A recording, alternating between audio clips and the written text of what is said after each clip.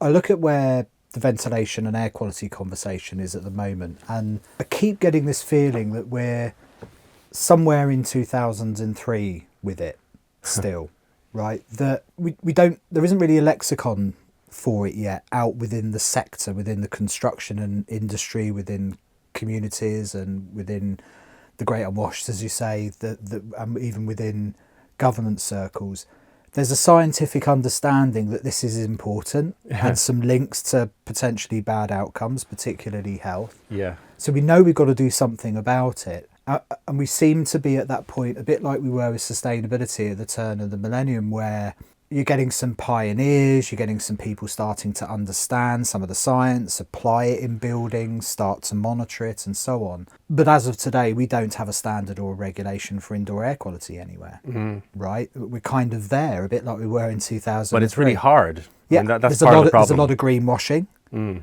You know, there's a lot of we care about air quality in manifestos and documents of housing providers and organisations and so on. So it really is analogous to me to kind of 15, 20 years ago in sustainability. And one of the things that's been clear with sustainability, I created this mental picture for an organisation I was working with maybe 10 or 15 years ago, where I said that it's a bit like a tidal wave, a tsunami, that what's happened with sustainability is that the sea started to go out and people were going, oh, look at this, so there's something going on here, we might need to do something. And slowly but surely the first wave came, and then the second wave came, and then the third. And unless you're moving in the right direction, you're never going to outrun this stuff. Eventually you're going to get overrun by waves. And if you think kind of where we are with sustainability now, you've got EU taxonomy, energy performance of building directives, levels frameworks, non-financial reporting, the global tax. You know, you've got a lexicon developing on the ground. You've got products and materials that are capable of delivering this. Now, don't get me wrong, we'll come on to how far we've got to go with things like embodied carbon and scope 3 emissions and so on. But you get a real sense that just year after year after year, wave after wave after wave has just washed over the sector. Yeah. And we're at this point now where unless you're one of those companies moving in the right direction, you're going to run out of ground. So you've seen the industry turn and start to run inland a little bit, right? Yeah.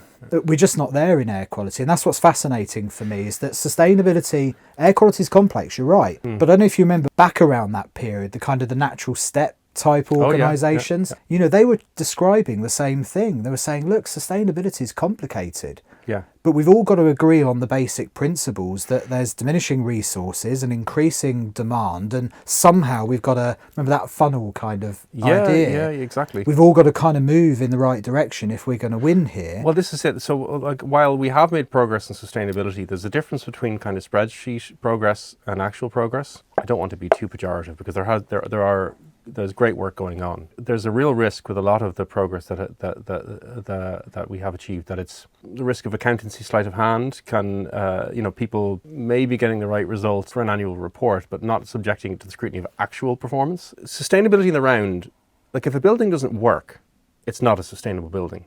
If you've got poor indoor air quality, then the building isn't working, and that could manifest itself either, in the consequence of damage to the building, interstitially, as you know, or surface condensation or whatever, and or to the health and comfort and the well-being of the occupants. Unless those facets are addressed, I mean, one of the things that I would be concerned about if I look at, say, life cycle assessment and embodied carbon, we can come on to this later, is that while you can look at projected emissions, the emissions that you can know now by the point the building's built, and the projected emissions across the lifespan of the building, unless you have a really, really good handle on the quality of the building and how it's going to be used by the people occupying it, you can't say with much confidence how well it's going to last, how long it's going to take for certain components that went into to be replaced, because all those things factor into your calculation. The replacement cycles for finishes and for heating equipment and ventilation systems and so on. We've got to the point now where I feel like, and this will be good for the whole kind of air quality sector too, you're not going to be able to spoof it anymore. There's going to be a need to feel and hope, perhaps delusionally. In that regard, something like whole life carbon could be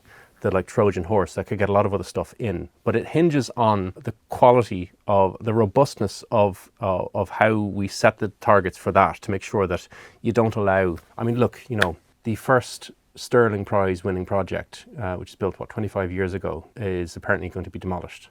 You know, now, I mean, you know, this is the problem that you're facing, and there's broader cultural issues there informing all of that. There's lots of buildings that get torn down for a bunch of different reasons, but some of it is down to the utility of the building, how useful it is to people, and then the quality of it. We need to tackle these things because we're moving into very different kind of waters now.